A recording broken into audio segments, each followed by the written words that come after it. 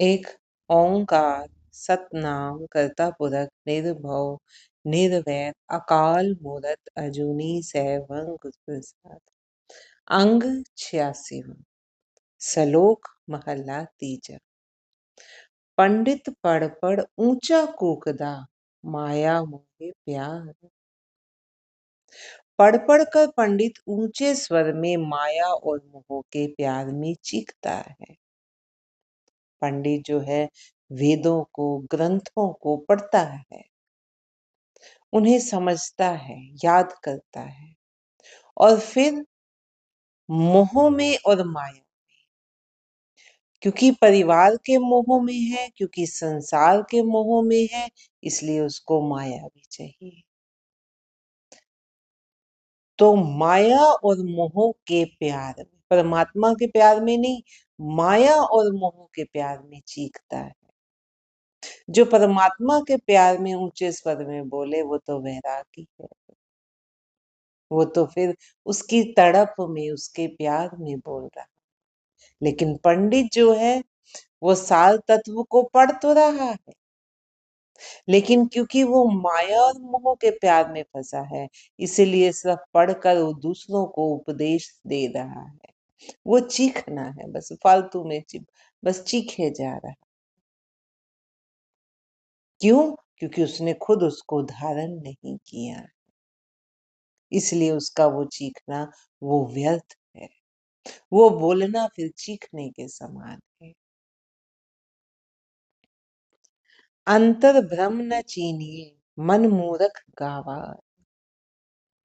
मन का मूरख और गवार वह अपने ही अंदर भ्रम को नहीं पहचानता।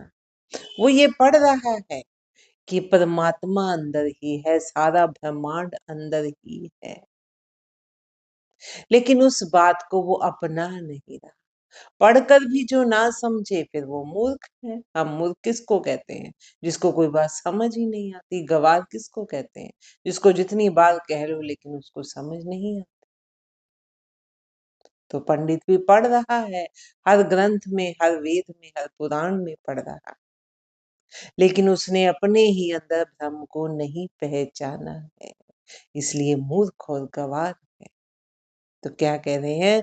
मन का मूर्ख बाहर नहीं है, बाहर से तो वो सियाना बना हुआ है, बाहर से तो उसने ब्राह्मण का वेश धारा हुआ है। ब्राह्मण कौन? जो ब्रह्म को पहचाने, लेकिन अंदर से वो ब्रह्म को नहीं पहचानता। तो मन का मूर्ख और गवार वह अपने ही अंदर भ्रम को नहीं पहचानता। दूजे भाई जगत प्रबोधदा ना बूझे विचार। प्रभु के विचार को नहीं बूझता। द्वैत भाव में फंसा हुआ वह सारे संसार को प्रबुद्ध होने की शिक्षा देता है। वो दूसरे को तो प्रबुद्ध होने की शिक्षा देता है कि बुद्धि से, मन से उस परमात्मा को अपनाओ, लेकिन आप वो ऐसा नहीं करता, दूसरों को सिर्फ उपदेश दे रहा है। जो पढ़ रहा है उसका उपदेश कर रहा है, लेकिन उसको धारण नहीं कर रहा। प्रभु के विचार को वो नहीं बूझता। वो आप नहीं बूझ पाता कि करने कराने वाला परमात्मा ही है, लेकिन दूसरों को उपदेश देता है प्रबुद्ध होने का। बिरथा जन्म गवाया मर जम्मे वार। वह व्यर्थ ही जन्म गवा देता है। क्यों? क्योंकि माया में ही फंसा हुआ। जन्म किसका सफल है? जो परमात्मा की ओर गति करे, जो अपने विकारों से मुक्त हो सके। वो दिन रात उसको पढ़ तो रहा है, दूसरों को उपदेश भी दे रहा है, लेकिन उसने खुद उसको अपनाया नहीं, समझा नहीं, तो जन्म व्यर्थ हो गया, प्रभु की ओर गति नहीं हो पाई। अब उसका ध्यान ये है कथा करके कितनी माया बटोर सकता हूँ। कथा के वास्तविक पहलू भी वो सामने ना लाए। क्यों? क्योंकि उसमें उसका घाटा है। अब वो इस तरह का है, तो अपना वो जीवन व्यर्थ गवा रहा है और आवागमन के चक्कर में पड़ा रहता है, बार बार जन्म, बार बार मृत्यु। महला तीजा। जिनी सतगुर सेविया तिनी नाव पाया, बूझो कर विचार। दूसरी ओर यह विचार करके समझ लो कि जिन्होंने सतगुरु की सेवा की है, सतगुरु की सेवा का अर्थ सही मायनों में क्या है?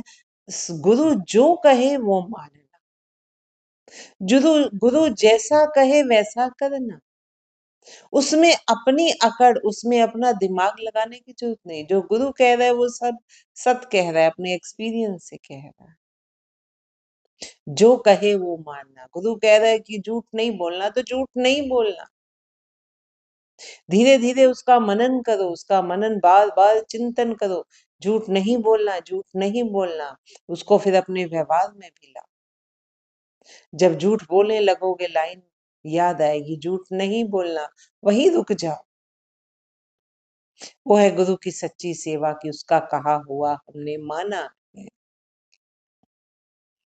जिन्होंने सतगुरु की सेवा की है उनको ही नाम प्राप्त हुआ है, क्योंकि गुरु ही वो है जो हमारे अंदर छुपे विकारों को हमारे सामने लाता है और फिर उन्हें दूर करने की भी हमें युक्ति देता है। सदा शांत सुख मन बसे, चूके कूक पुकार। ऐसे व्यक्तियों का चीखना चिल्लाना चूक जाता है, वो शांत हो जाते हैं। क्या बताएं कि परमात्मा क्या है? परमात्मा एक शक्ति है, उसको देखा नहीं जा सकता, उसको महसूस किया जा सकता है। बट दूसरे को तो ऐसा चाहिए सामने वाले की क्या दिख रहा, हम उसको कहाँ खोजें, हम उसको कहाँ ढूंढे। उन्हें कहोगे कि अपने अंतर मन में खोजो, तो वो बहुत टेढ़ा काम। तो जो समझ रहा है परमात्मा को, वो शांत हो जाता है, उसकी संसारिक चीख पुकार खत्म हो गई। क्यों? क्योंकि उसने परमात्मा को बूझ लिया, परमात्मा के विस्तार को बूझ लिया। ये बूझ लिया कि करता वही परमात्मा है, मैं कुछ नहीं। जब मैं खत्म हो गई तो मोह खत्म हो गया, मोह खत्म हुई, तृष्णा चूक गई, कामना चूक गई, माया का पीछा छूट गया, विकार अपने आप शांत होते चले जा रहे हैं। वो कैसे होंगे? प्रभु नाम से होंगे, प्रभु नाम को धारण करने से होंगे। ऐसे व्यक्तियों का चीखना चिल्लाना चुक जाता है, उनके मन में सदैव सुख और शांति बसती है। अब आंतरिक सुख है, क्योंकि परमात्मा से मेल हो रहा है, शांति बनी हुई है, कामनाएं शांत हो गई हैं, विकार शांत हो गए हैं, मैं मेरी की भावना शांत हो गई है। तो अब सुख ही सुख है। आपे नु आप खाए मन निर्मल हो गए, गुर शब्दी विचार। शब्द गुरु का चिंतन करके, मीन्स गुरु के उपदेशों का, गुरु के शब्दों का चिंतन करके, गुरु जो कह रहा है उसका बार बार चिंतन करना है, सोचना है, विचारना है, उसका मंथन करना है अंदर ही। शब्द गुरु का चिंतन करने पर ही अपना अहम स्वयं ही अपने आप को खा जाता है। फिर ये जो अपना अहम है ना, ये अपने आप को ही खा जाएगा, कि धीरे धीरे समझ आ जाएगा, पर्दा उठता चला जाएगा कि मैं कुछ नहीं। जब मैं कुछ नहीं, तो ये अपने आप अहंकार खत्म होता जाएगा। अपना अहम कि मैं हूं, ये अपने आप को ही खा जाए, अपने अहंकार को, जिसके साथ विकार लगे हैं, उन सबको खा जाएगा। अहम, अपना अहम स्वयं ही अपने आप को खा जाता है और मन निर्मल हो जाता है। निर्मल, मैल रहित। कौन सी मैल रहित? विकारों की मैल रहित। विकारों की मैल से रहित मन हो जाता है। नानक शब्द रते से मुक्त है, हर जियो हेत प्यार। हे नानक, जो शब्द में लीन हो गए हैं, गुरु के शब्दों में लीन हो गए हैं, परमात्मा के नाम में लीन हो गए हैं, वे ही मुक्त हो गए हैं, वे विकारों से मुक्त हो गए हैं और उन्होंने ही प्रभु प्राप्ति के लिए प्रेम का मार्ग अपनाया। अब क्योंकि विकार मुक्त हो गए हैं, नफरत, ईर्ष्या, जेलसी कुछ नहीं रहा, सिर्फ सबके लिए समानता का भाव है, सबके लिए एक जैसा प्रेम है, पूरी कुदरत के लिए वही प्यार, प्रेम का मार्ग अपनाया है प्रभु प्राप्ति के लिए। पौड़ी, हर की सेवा सफल है, गुरुमुख पावे थाई। प्रभु की भक्ति फलदायक है, परंतु गुरुमुख की भक्ति ही स्वीकृत होती है, जो उसे अपनाता भी है। भक्त कोई भी, उसकी भक्ति बेकार नहीं जाती, वो सब फलदायक है। लेकिन जो गुरुमुख की है, जो गुरु के कहे पर चल रहा है, गुरु अंदर से हमारे अंतर तक झांक कर हमारे अंदर छुपे हुए विकारों को भी सामने लाता है, वो गुरु ही कर सकता है, हम स्वयं नहीं कर सकते। इसीलिए गुरुमुख की भक्ति ही स्वीकृत होती है। जिस हर भावे तिस गुर मिले, सो हर नाम ध्याए। हरि, हरि क्या है? प्रभु, जो हर जगह मौजूद है। हरि जिसे चाहता है उसी को गुरु प्राप्त होता है, और वह ही हरि नाम को मन में धारण करता है। गुर शब्दी हर पाए, हर पार लंघाए। शब्द गुरु से ही परमात्मा प्राप्त होता है, और परमात्मा ही संसार सागर से पार करता है। मन हट किने न पाए हो, पूछो वेदा जाए। कोई चाहे तो वेदों से ही पूछ ले, मीन्स वेदों का अध्ययन करके देख ले, गहन अध्ययन करके देख ले, यही बात समझ आएगी कि मन के हट के फल स्वरूप किसी को भी परमात्मा प्राप्त नहीं हो सका है। मन के हट के फल स्वरूप, कोई कहे मैं एक टांग पर खड़ा हूँगा, कोई कहे मैं कुएं में उल्टा लटक जाऊं 12 साल तक, कोई कहे मैं वस्त्र धारण नहीं करूंगा, कोई कहे मैं बोलूंगा नहीं। ये हठ कर्म है, ये अपने आप को, अपने शरीर को गलाने वाली बात है। ये हठ कर्म से परमात्मा प्राप्त नहीं होता।